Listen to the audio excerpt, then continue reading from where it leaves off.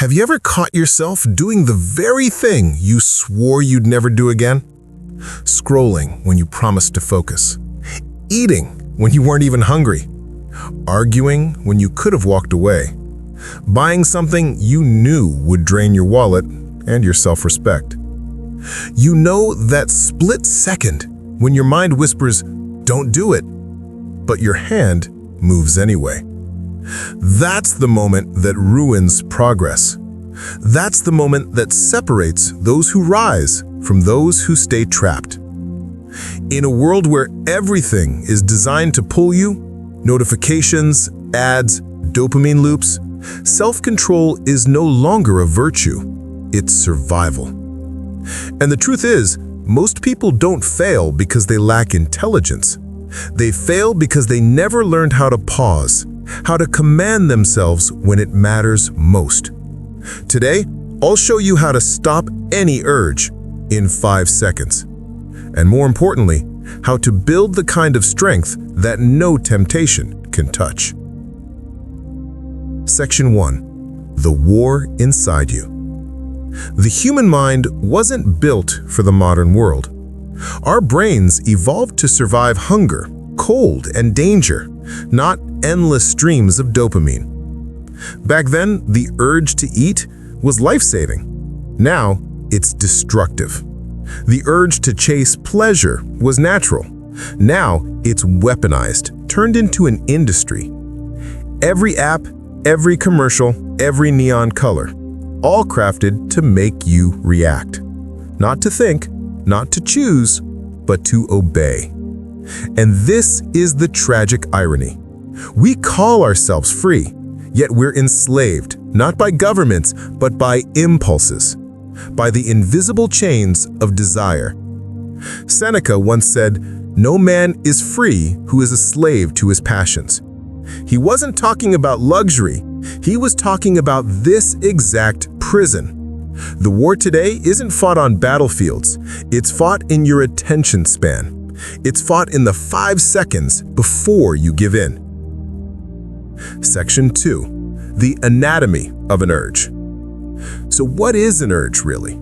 It's not a monster hiding in your mind. It's a pattern in your body. A brief electrical storm, a surge of dopamine telling you, act now. Neuroscientists call this the limbic hijack. The emotional brain overrides the rational one. You know what's right, but your body doesn't care. The Stoics understood this long before neuroscience. They called it propateia, the first movement of emotion. It's the spark before the flame. You can't stop it from appearing. No human can. But you can decide whether it burns your house down or lights your path. Think of it this way. The first thought is automatic. The second is your choice.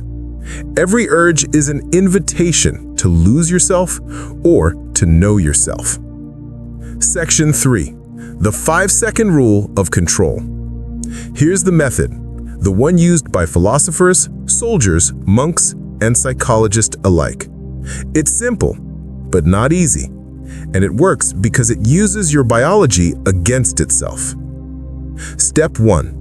Breathe. When the urge hits, stop and take one deep breath, 5 seconds in, 5 seconds out. This resets your nervous system. It tells your brain, we are not in danger. Because all urges, lust, anger, hunger, greed, begin with the same illusion, urgency. You breathe, you break that illusion. Step 2, name it. Say it silently, this is an urge. Not my urge, not me. Just an event passing through. Language creates distance, and distance creates power. The Stoics taught this skill relentlessly, to observe, not identify. Step 3, see the truth. Visualize the outcome. The regret, the emptiness, the fake pleasure fading away. This is called negative visualization. You burn the fantasy before it burns you. Step 4, ask the question. What would the strongest version of me do right now? Not tomorrow, not later, now. Your identity bends to the answer. Step 5, move. Literally stand up, change your environment. Desire thrives in stillness. Move your body, and your mind follows. This 5-second method doesn't erase temptation. It transforms it into a test, a mirror, showing you who's in charge. Section 4. Why you keep failing. You've tried to quit before. You told yourself, this time I'll do better. You deleted the app, avoided the person, threw away the snacks, and still, you fell. You're not broken. You're human. The problem isn't your weakness. It's your misunderstanding of strength.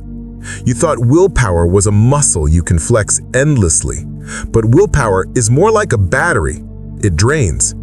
That's why discipline isn't about force. It's about design. The Stoics didn't suppress their desires. They mastered them by restructuring life itself. Epictetus said, freedom is not achieved by satisfying desires, but by eliminating them.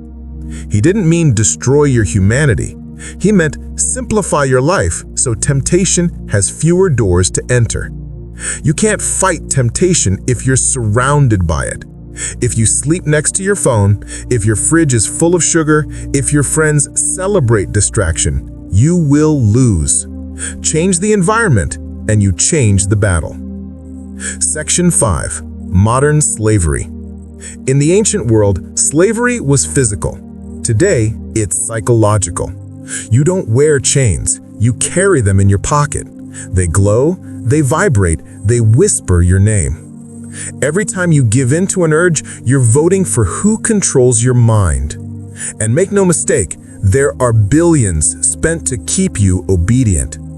Social media doesn't want your happiness, it wants your attention. Fast food doesn't want your health, it wants your habit. Porn doesn't want your intimacy, it wants your loneliness. And the tragedy? Most people defend their own captors. They call it freedom. I can do what I want. But if you can't not do it, is it freedom at all? Marcus Aurelius wrote in his journal every morning reminding himself, you have power over your mind, not outside events. Realize this and you will find strength. That wasn't poetry, it was self-defense.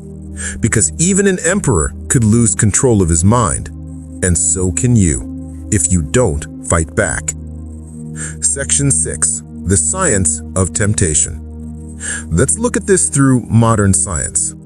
Every urge follows a curve, a rise, a peak, a fall. Psychologists call it the urge wave. It feels unbearable at first, but it never lasts more than 15 minutes if you don't feed it. You can surf that wave, not drown in it. This is where mindfulness meets stoicism. Observe the sensation without judgment. Label it. Feel it pass. In clinical studies, people who practice this reduced relapse rates in addiction by up to 60%. Not because they became saints, but because they learned to wait. And those 5 seconds of pause are the start of waiting. That pause becomes habit. That habit becomes identity. And identity becomes destiny. Section 7. Counterarguments and rebuttals. Now, you might say, but shouldn't we enjoy life? Isn't self-control just repression? No, true control isn't repression, it's redirection. It's choosing your pleasures instead of being chosen by them. The Stoics didn't reject joy, they purified it. They sought the joy that comes from strength, not surrender, from mastery, not escape. There's a difference between pleasure and peace. Pleasure is borrowed happiness. Peace is earned happiness. In modern psychology, this aligns with the delay of gratification principle, the ability to resist a smaller reward now for a greater one later. It's not ancient superstition. It's predictive of success in almost every field. People who master their impulses master their lives. Because when you control yourself, the world loses control over you. Section 8. The Parable of the Two Wolves. There's a story from the Cherokee tradition. An old man tells his grandson, "Inside every person there are two wolves. One is anger, greed, lust, ego. The other is peace, wisdom, patience, and strength. And they are always fighting." The boy asks, "Which wolf wins?" The old man smiles, "The one you feed." Every urge is a moment when the dark wolf howls. And every pause, every breath, every refusal is when you feed the light one. That's all Stoicism ever taught. Feed reason, starve impulse, choose mastery over madness.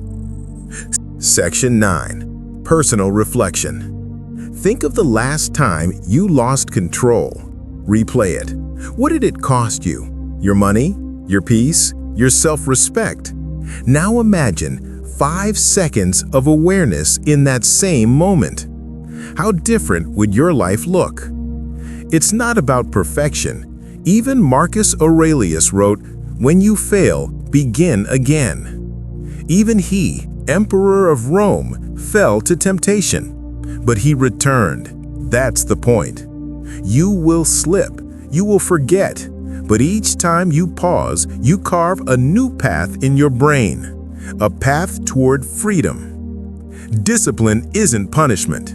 It's love in its highest form, love for your future self. You are surrounded by noise, endless voices telling you to want, to buy, to react. But silence is where strength begins. When you breathe instead of break, when you think instead of obey, when you stop for 5 seconds and remember who you are. That's not just self-control, that's enlightenment in motion. Because the greatest victory is not conquering cities or enemies, it's conquering yourself. So the next time the urge comes, to lash out, to scroll, to escape, pause, smile, and say quietly to yourself, "This is the moment I become free." Pause, reflect, master yourself. Comment one word below, the urge you're conquering.